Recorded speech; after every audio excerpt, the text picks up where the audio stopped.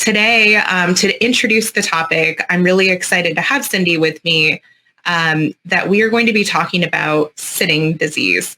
So some people sitting at your desk right now might think, well, I'm sitting.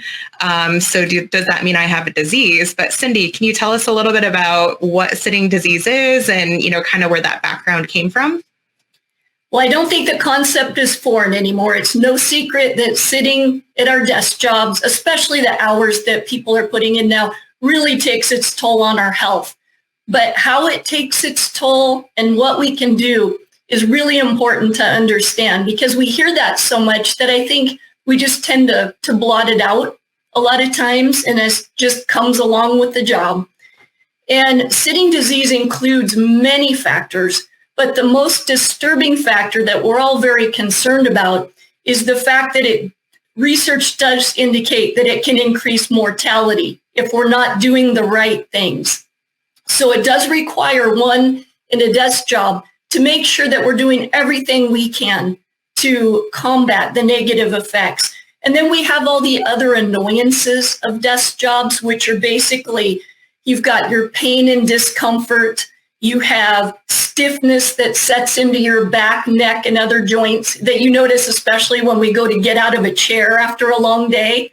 At the end of the day, we have problems with mental sharpness that are now being researched. And so there is an impact on our mental ability if we really stretch ourselves into long periods of sitting and we don't move. We have things like circulation issues, weight gain. I mean, that's just the tip of the iceberg. So, but the real factor we want to watch out for is the mortality risk, what it can really do to our longevity and our overall health picture.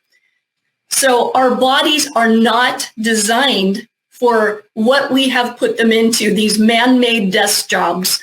And if anyone remembers anything from today, it's just the fact that I really learned throughout my years as a physical therapist is movement is life. And movement is responsible for helping our bodies to function at their best level. And the more that we're able to move in those healthy patterns and healthy amounts, the better we function. And I think a quick example that will really help get this into your memory is think of people who are elderly, who have gotten very ill or have broken a hip, and suddenly they find themselves hospitalized, not moving, and their body starts to go into a downward spiral. Now, there's a comparison there. We may not be old, we may not have a broken hip, but suddenly their movement patterns are completely changed. They're not moving nearly as much. And that's when all aspects of the health start to go downhill. And for some people, it may take years for that to happen over a long period of time. For someone who's in a hospital, it may take days or weeks that you see these negative effects.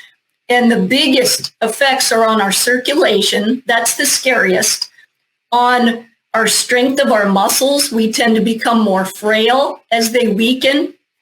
We tend to notice changes in our bone density.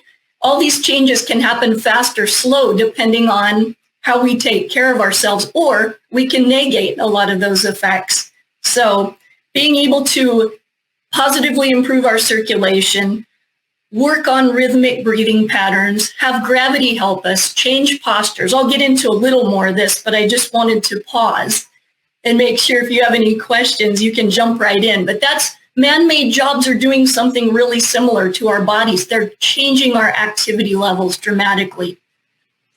Yeah, as you can hear, Cindy definitely understands this disease. And I know when we were looking at this broadcast to go live, I looked over at her website, and she's done a really good job putting a blog together around this topic too. So if you're hearing something of interest, definitely check out her website at cascadeergonomics.com and go to that blog section, because I won't remember every single thing you said today. It certainly does make me think and want to know more.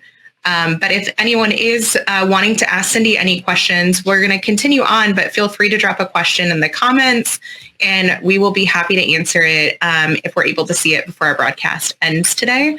But Cindy, with all of those effects, circulation is the one I agree that keeps creeping up and to a lot of the products that we look at for Kensington too. And I know as an ergo consultant, and even now with Kensington, one of the most popular questions I was asked was, how long should I sit versus how long should I stand? And I think with you saying movement is the key, my response to that always was the next posture is the best posture to be in, because it is different for every single person, depending on what they're doing, what their setup looks like, what their conditions were before they started the day too.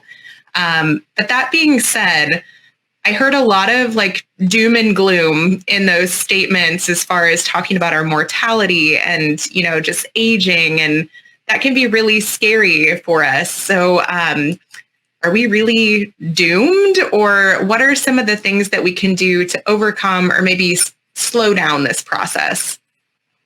Well, that's a great question. We're not necessarily doomed. There's so much we can do.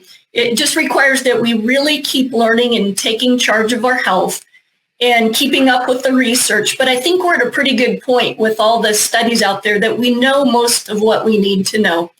And the biggest piece is frequent movement changes throughout the day, and not just from sit to stand. Because if you think about it, sitting is a very static, passive activity. Standing in place can also become very static and passive and uncomfortable if you try to do that for too long. So the biggest thing that will improve comfort for people is changing postures. But for health, the biggest improvement is going to be enough light movement or exercise that increases your circulation. And that requires contraction of muscle groups. That requires postural changes, making sure you're breathing, doing all the things that you need to do to promote that circulation. Walking, light exercise, anything that increases your heart rate a little bit or increases your breathing is going to really help. Now, the frequency throughout the day for health really comes down to how often can you take the breaks. Like ideally in a perfect world for comfort, we would get up and move at least 1 to 2 minutes every 20 minutes if it were a perfect world. Well, that 20 minutes comes up pretty fast for a lot of us who are working intensely. Every 30 minutes, moving, exercising, changing posture will help. For people who really need to stay still for an hour, they cannot get away from their desk or move, then you want longer periods of time, like 5 minutes, 10 minutes if you can, and walking, moving, anything that you can do, going to get water, going to the restroom, going up and down a flight of stairs will really help. And there are things that you can do. You can take calls by walking. You can do walking lunch breaks. And those kind of things will really make a difference in health and comfort, because we have two different factors. We all want to be comfortable, but health really requires that extra movement. And as far as exercise, we can get into that outside of work or maybe an hour break in the middle of your workday. Exercise is really going to be critical. But the problem with exercise is we hear from all the gurus. Some people say, 30 minutes of exercise is enough. Is it really? Some people say, you need 60 minutes. Some people say if you work for 8 to 10 hours a day, there's no amount of exercise that will help you. So we're finally getting the answers to all of this. And I think the key take-home piece from this is even if you exercise outside of work, say you get up at 5 a.m. in the morning and you're able to exercise real hard for 45 minutes and then you go to work, that is not enough to allow you to sit all day at work without the proper movement. The ill effects of sitting will start to creep in again on you. You must keep the movements going, whether or not you exercise in the morning or evening or not. You've got to keep taking movement breaks, improving your circulation. Because if you think about it, our biggest blood vessels run through our trunk, down into our hips, and divide and go into our hips and our legs. And that includes blood vessels, that includes our nerves, that includes lymphatic system. And your lymphatic system doesn't have a heart that pumps all that fluid. That's the fluid that takes nutrients and white blood cells to tissues. It brings waste products back up. It's kind of like our garbage system in a sense, and it runs along our blood vessels, but there's nothing pumping it except gravity, muscles, and rhythmic breathing. And if you think about where those are when we're sitting on all that all day long. And that's what really stands out in our minds. So it's no wonder some people have ankle swelling or leg swelling at the end of the day, or feel really stiff and sluggish because a lot of our circulation gets tied up down in those areas because it can't come back up. We're squishing it in essence. So those are the things that help move that: gravity, breathing, muscle contraction. So that's why just sitting in place, just standing in place, standing isn't the be all end all. You still have to move and take breaks. Yeah, I mean, I couldn't agree more with all of that, Cindy. I think that we all too often, especially now that many of us are working from home and don't have the distractions of someone coming to ask us a question, or we can last a little bit longer before we have to go get that other cup of coffee and no one's telling us it's lunch break time. That's a commonality that I've heard from people that do work from home, is they don't take near as many breaks. It's interesting to me because I think a lot of people thought before they started working from home that working from home would be great, that you could get the laundry done and you could do all of these other tasks. But in reality, a lot of times we're truly sitting planted for so much longer unless we do take those intentional breaks. One word of advice that I've had given to me that I relay back very quickly is that I'm sure you're familiar, Cindy, with the 20-20-20 rule for eye fatigue.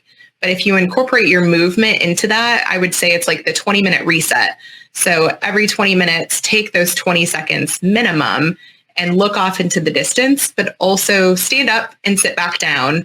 And it's kind of that reset button that you are starting that circulation process too. So I know it's also been asked, and probably a question for you too, Cindy, is what if my management doesn't want me to take breaks and I have to have X amount done throughout the day? I know ideally, you are taking those frequent small breaks, but a lot of people don't even have the option to have that hour in the middle of the day, or what if they've got a bazillion things to do at home? Do you have any suggestions on if you can't do it during the day, what can you do? Maybe it's with your kids or your family or something like that, to incorporate that movement and how much is needed at that point. A couple things. Yeah. Outside of work, I mean, you always have, legally we have a certain amount of breaks, so we can make the most of those, or it won't take long to just stand up, sit down, do a couple stretches, pick two muscle groups, stretch, hold for 20 seconds, sit back down. That's where things like at work, a standing desk can come into place, because you can move your body while you're working standing, especially if you're not on video or if you're on a phone call or something. You can do little leg exercises, little stretches while you're standing. So that'll help take the edge off. So standing equipment, like someone who's tied to a desk where they're on one call after another, that would be ideal. Because I've had people say, there are blocks of 2 to 4 hours a day where I can't get away from my desk, period. So that's where either having the standing equipment makes the difference, or just a quick stand up, sit down, couple stretches and go. So doing what you can. Outside of work, there are a couple different types of activity that are really important. And what the research has found in the best studies, and I can cite the studies, but these are the peer-reviewed journals, and these are the latest from 2020. So people are really interested in this because the research is really pouring in, and we're getting good quality studies using fitness devices and trackers. So we're getting objective evidence now instead of people just completing surveys.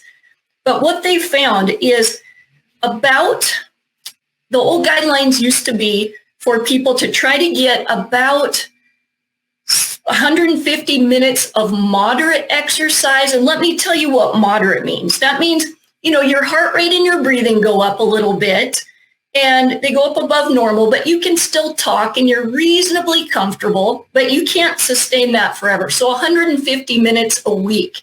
And now you could break that into 5 workouts a week of 30 minutes. You could try to do a little bit less exercise every day, but that was what they used to recommend.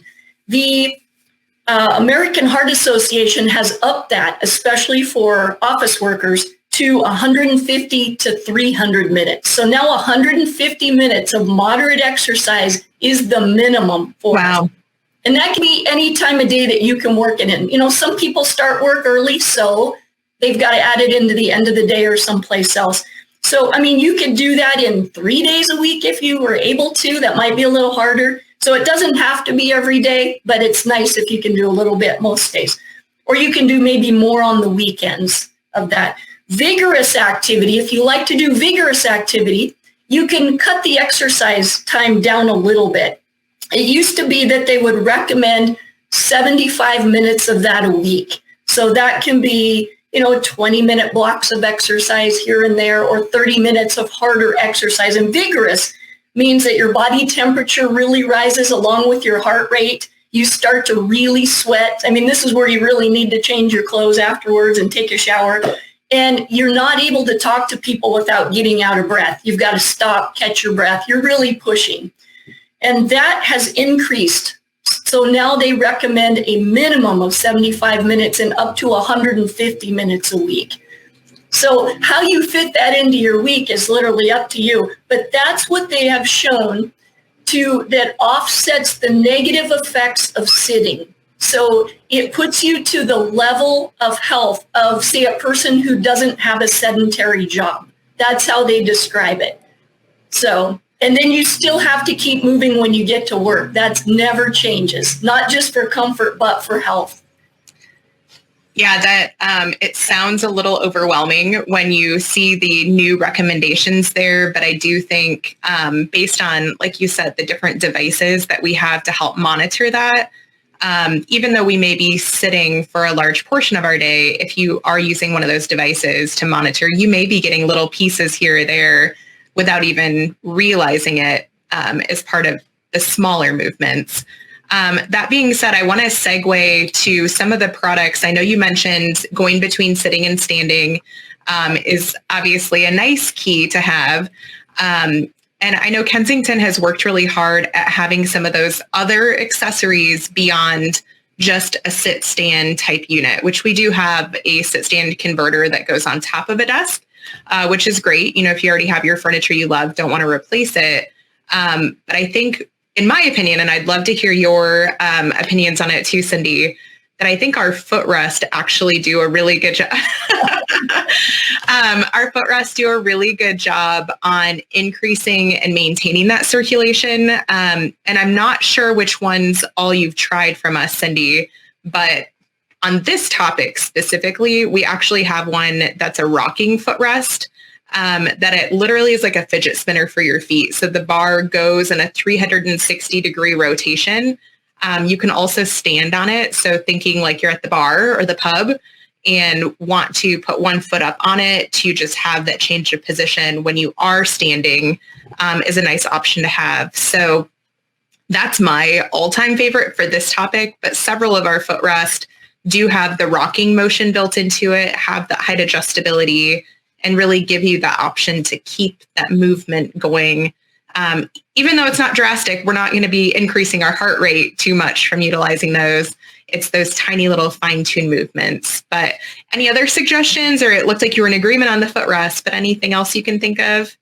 I really like that rocking footrest. I think it's fabulous to have something to prop your feet on also when you're standing. That's really comfortable for a lot of people. And the one that you're talking about doesn't take up hardly any room.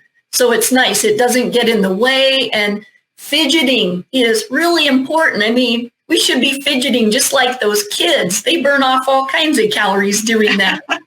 And it's great. There's another one that you guys have, the Soul Massage Exercising Footrest. So it lets you not only rock back and forth this way, but you can go this way a little bit. So you can actually stretch your calves a little bit.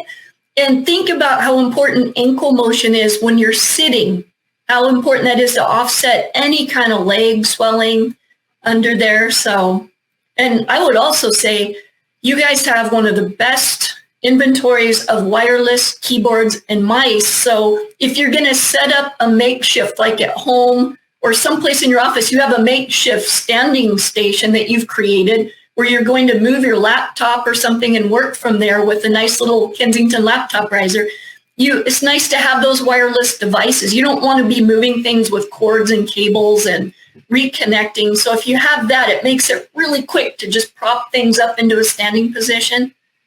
Yeah, I agree. The wireless technology that's out there has made it so much easier to move to another area of your house or whatever. And I know from the consulting days too, that people would say, well, I don't have a height adjustable desk. What can I do, if I don't have that? Which there are certainly creative ways around the house you can do that. But I would even recommend to people, which you mentioned, like our very portable laptop riser. And we've got tons of different keyboards and mice that are wireless or Bluetooth or both, to just go work on your kitchen counter for a little bit, or maybe take it outside for a little bit, and having a different type of setup, and you're moving to get to that setup. And it's not going to be comfortable forever, like it might be in your traditional workstation, but it's a change of movement, change of posture, which is what we're really looking for. The other product recommendation, since you did bring up keyboards and mice, that I also think about when I think of circulation, is we do have the ProFit Ergo keyboard. That is the curve type keyboard that has the keyboard legs on the front side. So it's going to put your hands into a slight negative position, also helping with that circulation get all the way to the fingertips versus I would like to say curse words to most keyboard legs when they're on the backside and starting that angle upwards into your wrist. But that being said, you'll have to tune in next week as we're talking about carpal tunnel again with Cindy. And a lot of those wrist postures go back to the positioning of ourself to our input devices. So I think those are all great recommendations, Cindy. And I think that probably covers the most of it for the sitting disease part. But like I said, you will be joining me next week again, which I'm super excited about, as we have such a great name that is there a light at the end of the carpal tunnel? So I feel like it's almost like dad jokes coming out there. But any last comments, Cindy, today before we log off for our live stream? I would probably, is it okay to just show a stretch? One of the favorite. Sure. I love it when people stand up to stretch because it forces you to change postures, but you can also do this little quick stretch while you're sitting.